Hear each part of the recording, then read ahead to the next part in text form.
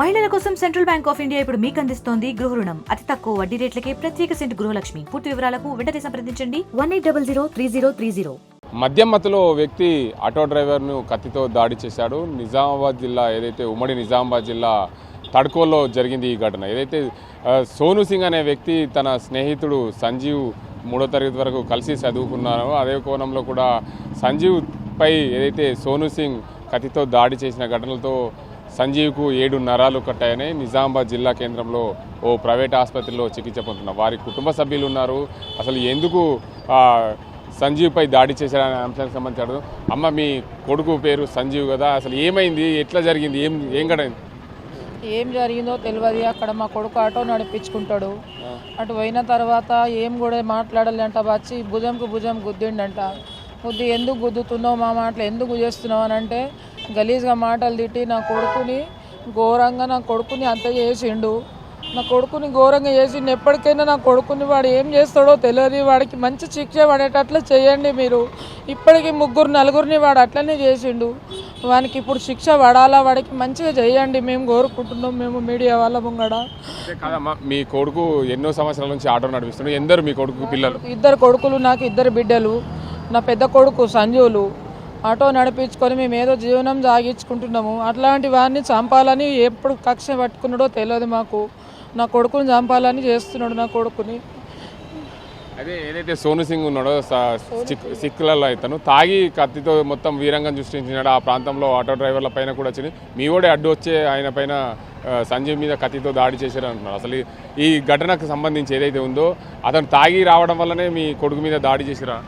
తాగిండ్రు. అక్కడ మా వయసు కాడ ఏం జరిగిందో మాకు తెలియదు. నా కొడుకుని ఎట్లా పడితే అట్లా కొట్టి పడేసిండు. నా కొడుకుని చంపేస్తుండే. మొత్తము 7 నరాలు కట్ అయిపోయినాయి. నా కొడుకు 2 పిల్లలు, వానికి చిన్న పిల్లలు ఉన్నారు. వానికి మాకు వెనుక ముందు ఆధారం కూడా ఏం లేదు. మాకు ఎవరు చూసే వాళ్ళు కూడా లేరు మాకు అక్కడ. మేము రాత్రి ఆడపిల్లలం ఉన్నాం. మేము ఎక్కడ పోవాలా మాకు ఏం అర్థం కాలేదు. నా కొడుకు పోయి తీసుకొచ్చి హాస్పిటల్లో చేసిండు. ఇక్కడ నిజామాబాద్ హాస్పిటల్కి తీసుకొచ్చి చేసినాం మేము. మీరు చెప్పండి, సంజీవ్ మీకు ఏమవుతాడు, ఏం జరిగింది? మా అన్న అవుతాడు. ఏం జరిగింది? అక్కడ వెళ్ళినాం. వెళ్తే నాకు ఫోన్ చేసిండు. అన్న ఇట్లా సోను సింగ్ కొట్టిండు, నాకు ఫస్ట్ తలవాల కొట్టిండు అని చెప్పిండు. తర్వాత నేను వెళ్ళేసరికి తలవారు తీసుకొని వచ్చి ఇట్లా కొట్టబోయిండు, చేయడం పెట్టిండు. 7 నరాలు కట్టానే మా అన్నకు. ఆ సోను సింగ్ అనేటోడు ఇంతకు కూడా తాగి ఇంకొకరిని మర్డర్ చేసిండు. ఆ రోడ్డు మీద ఎవరిని పడితే వాళ్ళని కొడుతూనే ఉంటాడు. రుబాబ్ అనేది మాదే ఉండాలా, మాదే నడవాలా, తలవార్లు తీసుకొని వచ్చడం, కొట్టడము. ఇంతకు కూడా లిక్కర్ కేసులు కూడా ఉన్నాడు. ఫుల్ డ్రింక్ చేస్తాడు. డ్రింక్ చేసి ఎవరిని పడితే వాళ్ళని కొడుతూనే ఉంటాడు. ఎప్పుడంటే అప్పుడు ఇష్టంకి వచ్చినట్టు కొట్టుడు, తలవారుతో పొడవడం, చాకులతో పోయడం, ఆయన అదే పని ఎప్పటికీ. పోలీసులకు కేసు పెట్టారా? అసలు ఏం జరిగింది? పోలీస్ స్టేషన్లో కేసు పెట్టాము. పోలీసులు కూడా యాక్షన్ తొందరగానే తీసుకుర్రు. ఇప్పుడు మీ అన్న సంజీవ్కి అయితే దాడి జరిగింది, 7 నరాలు కట్ అయినాయని మీ అమ్మ చెప్తుంది. అసలు హాస్పిటల్లో ఎంత ఖర్చు అవుతుంది, ఏంది అసలు ఏం జరుగుతుంది? దగ్గర 3 లక్షల దాకా అవుతుంది. ఇప్పుడైతే ఒక 1.5 లాక్ దాకా అవుతుంది. ఇంకా పూర్తి ట్రీట్మెంట్ అయిన దాకా 3 లక్షల దాకా అవుతాయని. మీరు చెప్పండి, సంజీవ్ని కత్తితో దాడి చేశారు సోను సింగ్ అనే వ్యక్తి. కత్తితో దాడి చేయడం వల్ల 7 నరాలు కట్ అయినాయి, హాస్పిటల్లో చికిత్స పొందుతున్నాడు. అసలు పోలీసులకు ఫిర్యాదు చేశాడా? సోను సింగ్ పైన ఎలాంటి చర్యలు తీసుకోవాలని కోరుతున్నారు? సోను సింగ్ మేము బాన్స్వాళ్ళ హాస్పిటల్ ఆటోలో తీసుకొచ్చినప్పుడు అయితే అతనికి మా బామ్మర్ది అవుతాడు. అతనికి చాలా బెడ్ ఓట్లకు మాకు ఏం సమాధి కాలేదు. మా బామ్మర్ది చూసి సిఐ గారు వచ్చారు. సిఐ గారు వచ్చినప్పుడు మరి ఏముందంటే చాలా బెడ్ ఓట్లా సార్, మరి ఎట్లా చేయమంటావు సార్ అంటే ముందు పానంకి అపాయం ఉన్నదని చెప్పేసి అక్కడ మేడం ఇట్లా చెప్పారు డాక్టర్లు. చెప్తే మీరు పానం ఫస్ట్ కాపాడుకోర్రి, పానంకి అపాయం బాగా అవుతుంది, బ్లీడింగ్ బాగా పోతుంది అని చెప్పేసి అనగానే సరే సార్ మరి ఎట్లా అంటారు అని చెప్తే మొత్తం నేను చర్య తీసుకుంటా, నేను ఖచ్చితంగా ఏదుందో మీకు న్యాయం చేస్తా అని చెప్పి అన్నాడు. అనగానే మేము అదే నైట్లో ఇక్కడ వచ్చేసినాము. ఇక్కడ వచ్చేసి హాస్పిటల్లో చేసే వరకు ఏదో బ్లీడింగ్ ఆడేందుకు అంత ట్రీట్మెంట్ చేసిర్రు. అమ్మ ఇక్కడ మరి అమౌంట్ అయితే మాట్లాడుకోర్రు అని చెప్పేసి అంటే మా దగ్గర రూపాయి లేవు. నైట్లో రూపాయి లేకపోవడం వల్ల మేము సార్ అని చెప్పేసి కాళ్ళ మీద పడ్డాం. మాకు లేని పరిస్థితి, ఆటో నడిపించుకుంటూ వెళ్తుంది అని చెప్పేసి మేము కాళ్ళ మీద పడ్డాం. కాళ్ళ మీద పడంగానే మరి అమ్మ 3 లక్షల నుంచి 4 లక్షల దాకా ఖర్చు అవుతుంది. ప్రస్తుతం ఇప్పుడు 2 లక్షలు కట్టాలని చెప్పేసి అంటే 2 లక్షలు కట్టలేదు, అంత పొజిషన్ లేదు కాబట్టి సార్ మరి ఏదైనా చెప్పను అని మాకు తెలిసిన వాళ్ళని ఆళ్ళని కాళ్ళ మీద పడితే వాళ్ళ అమ్మ, వాళ్ళ తమ్ముడు, వాళ్ళ అందరం మేమందరం కాలు మొక్కినాము. కాలు మొక్కితే అయితే 2 లక్షలు కాకుండా కానీ 1 లక్ష రూపాయలు అయితే ఖచ్చితంగా కడితే ట్రీట్మెంట్ చేస్తాం, లేదంటే తీసుకెళ్ళండి అని చెప్పేసి అంటే లేని పక్షంలో ఆళ్ళ నీళ్ళని బతిలాడి 1 లక్ష రూపాయలు అయితే కట్టినాము. 1 లక్ష రూపాయలు కడితే మళ్ళీ ఖచ్చితంగా అయితే 2 లక్షలు కట్టాలమ్మా, కడితేనే నీకు మళ్ళీ డిశ్చార్జ్ చేసేటప్పుడు పంపిస్తాము, లేకుంటే పంపించామని చెప్పేసి డాక్టర్లు క్రిటికల్గా ఉన్నది. ఆయన చేతి కూడా పని చేయొచ్చు, పని చేయకపోవచ్చు. మేము 7 నరాలు కట్ అయినాయి అని చెప్తున్నాము. కంప్లీట్గా టీవీలో చూసేదాకా మేము ఏమి కూడా చెప్పలేమని చెప్పేసి చెప్పారు. ఇప్పటిదాకా అయితే మాకు ఏం కూడా ఇన్ఫర్మేషన్ లేదు. సర్జరీ జరిగింది కానీ ఏం ఇన్ఫర్మేషన్ డాక్టర్ కూడా ఇవ్వలే. ఆ 7 నరాలు కట్ అయినాయి అని మాత్రం ఒకటే చెప్పిండు, కానీ ఇంకా ఏమైంది కూడా తెలియదు. ఇక కుటుంబ సభ్యులు ఉన్నారు, ఆ సంజీవ్ భార్య ఉంది. అసలు ఏదైతే మీ సంజీవ్ను కత్తితో పొడిచారు, అసలు ఏం జరిగింది? మీ సంజీవ్ తాగుతాడా? అసలు ఎందుకు కత్తితో పొడవాల్సి వచ్చింది? తాగడు సార్. ఆయన ఇంటికి ఎంత తాగినా కానీ లిమిట్గా తాగి ఇంటికి వచ్చి బాగానే ఉంటాడు సార్. ఆయన ఆల్రెడీ నాకు నిన్న కాల్ కూడా చేసిండు. ఆ ఇంటికి వస్తున్నా అని కూడా ఫోన్ మాట్లాడిండు మంచిగానే.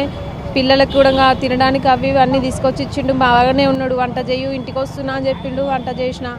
ఇంకా సడన్గా ఒక 15 నిమిషాలు నేను పొయ్యి మీద కూర పెట్టి అది పూర్తయ్యే లోపుగానే నాకు ఫోన్ వచ్చింది. ఇట్లా అయింది, ఫోన్ నడుస్తూనే ఉన్నది. ఆయన కొడుతున్నాడు, అన్న ఇట్లా అయింది అని మాట్లాడుతూనే ఉన్నాడు, కానీ ఆయన వినట్లేదు. ఒకటేసారి కుప్పగూలినట్టు అమ్మ అని పడిపోయిండు నా భర్త. ఇక మేము మా ఆవేశం ఆపుకోలేక మేము పరిగెత్తుకుంటా వెళ్ళేసరికంటే ఆయన హాస్పిటల్లో అడ్మిట్ చేసిండ్రు.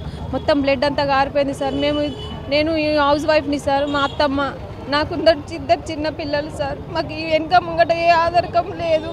ఇప్పుడు చూస్తే హాస్పిటల్ వేసిండ్రు, కట్టడానికి మా దగ్గర కూడా 1 రూపాయి కూడా లేదు సార్. మా పరిస్థితి మాకు అర్థం కావట్లేదు సార్. ఆయన చేస్తేనే మేము ఒక పూట గడిస్తే ఒక పూట అన్నట్టు మేము ఉంటాం సార్. మేము నా భర్తకి ఏదైనా అయితే నేను నా పిల్లలు ఆగమైపోతాం సార్. మా అత్తమ్మ కూడా ఆయన లేడు, 2 ఆడపిల్లలు ఉంటాం సార్ ఇంట్లో. మాకు వెనక ముంగట ఏ ఆధారం లేదు. మీరే న్యాయం చేయండి సార్ మాకు. ఇప్పుడు సంజీవ్ రోజుకి ఎన్ని సంపాదిస్తాడు? అసలు అక్కడ ఎందుకు ఉండాల్సి వచ్చింది? అక్కడ అంటే ఆయన సంపాదనం లేక సార్. ఫస్ట్ చిన్న ఆటో ఉండే మా దగ్గర, చిన్న ఆటో ఉంటే ఇట్లా ఫ్రీ బస్ లేని అని చెప్పేసి పెద్ద ఆటో తీసుకున్నాడు. అది కూడా సరిగా నడుస్తుంది, లేకపోతే నడిచినప్పుడే ఖర్చులు తక్కువ చేసుకుంటూ మేము ఆదాయాన్ని చేసుకుంటున్నాం సార్. ఒక పూట తిని ఒక పూట అన్నట్టు మేము బతుకుతున్నాం సార్. మేము ఆయనకు నడిచిన రోజే మాకు మంచిగా అన్నట్టు ఉంటుంది సార్. మేము ఇంట్లో ఏం పని కూడా చెయ్యాలి సార్. మేము ఇంట్లోనే హౌస్ వైఫ్నే ఉంటాం సార్. నేను తనకి చూసుకోవచ్చు.